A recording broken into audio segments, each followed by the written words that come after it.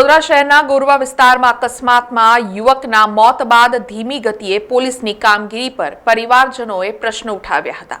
વડોદરા શહેરના ગોરવા વિસ્તારમાં આવેલા મધુનગર બ્રિજ પર વહેલી સવારે અકસ્માત સર્જાયો હતો। આ અકસ્માતમાં બાઇક પર કોલેજ જતા યુવકને માથાના ભાગે ગંભીર ઇજાઓ પહોંચતા તેનું ઘટના સ્થળ પર જ મોત નીપજ્યું હતું। અકસ્માતમાં યુવકના મોતના બનાવના પગલે એસએસજી હોસ્પિટલ ખાતે તેના મૃતદેહને લાવવામાં આવ્યો હતો। જોકે 3 કલાક સુધી એમ્બ્યુલન્સમાં યુવકના મૃતદેહને મૂકી રાખ્યા બાદ પોલીસ એસએસજી હોસ્પિટલ ખાતે પહોંચી હતી, જેને લઈને ધીમી ગતિએ પોલીસની કામગીરી પર પરિવારજનોએ પ્રશ્ન ઉઠાવ્યા હતા। 9:30 પોલીસ કેટલા વાગે આવી? 2-3 કલાક થઈ ગયા ને તમને? હા, એટલા થયા સાહેબ। એટલે તમે પોલીસને જાણ કરી હતી? આવી તમે કંટ્રોલમાં જાણ કરી ફાયર અચ્છા, કેટલા વાગે જાણ કરી હતી?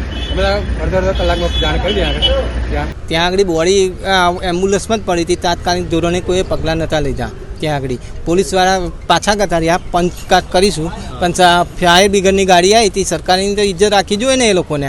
આ બોડી લઈને આવ્યા છે તો 8 વાગ્યાની બોડી આવી હતી, આ 11:30 પોસ્ટમોર્ટમમાં લે છે અત્યારે। આ કંઈક તો છે, રાજકારણ જ રમી રહ્યા છે આની અંદર। હા, પોલીસ કેમ નથી આવી? પોલીસ અત્યારે આ 11:30 આવી, ત્યાર પછી લીધું છે। તાર સિવાય આ ગોરવા લાગે ને? ગોરવા લાગે છે। એ કોલેજ જતો હતો, સવારે 7 વાગ્યાની આસપાસ ઘરેથી નીકળ્યો તો કોલેજ RMSમાં ભણે છે, એટલે સવારે કોલેજ જતો હતો ને ત્યારે આ થયું છે। કોની જોડે થયું છે એક્સિડન્ટ કોની જોડે થયું છે એ તો કંઈ ખબર નથી, બટ ત્યાં આગળ બાઇક પડી હતી અને એની બોડી હતી। અન્ય કઈ વાહન કે ત્યાં બીજું કંઈ જોવા અમે પહોંચ્યા ત્યારે બીજું કંઈ નહોતું, એની બાઇક હતી ખાલી, એ પડ્યો હતો। આજે આ છોકરો મરી ગયો, કોલેજ કરતો હતો, ડિપ્લોમા એન્જિનિયર કરતો હતો।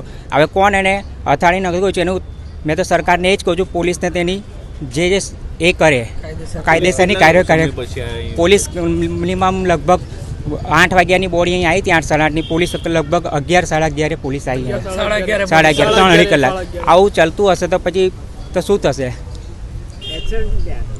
એક્સિડન્ટ આપણે મધુનગર બ્રિજ પાસે ત્યાં જતી બોડી, કોલેજ જતો હતો તે।